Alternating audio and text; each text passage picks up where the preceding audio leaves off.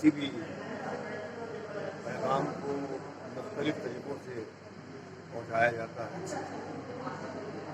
وہ طریقہ چاہے تقریر ہو، چاہے تحریر ہو، چاہے ادب ہو، چاہے مصوری ہو، مختلف طریقوں سے انسان جو ہے وہ اپنے پیغام کو پہنچانا چاہتا ہے.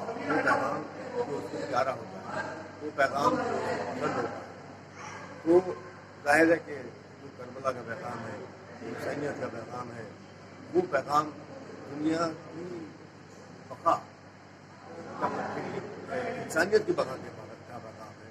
وہ پیغام انسانیت کی فلاح و بہبود کے لیے ہے. تو اس پیغام کی اگر ابلاغ و تفصیل کوئی شخص کرتا ہے تو وہ یقینی طور پر اس کا یہ قدم جو ہے، یہ اقدام جو ہے قابل تحسین ہے. تو میں یہ دیکھتا ہوں کہ یہاں پر ہمارے وسیم منگولی صاحب جو کہ اتفاق سے شاعر بھی ہیں اور مصور بھی ہیں، وہ دونوں طریقوں سے حسینی پیغام کی تبلیغ کر رہے ہیں، اور ان کا یہ قدم بہت ہی قابل تحسین ہے اور قابل مبارک ہے.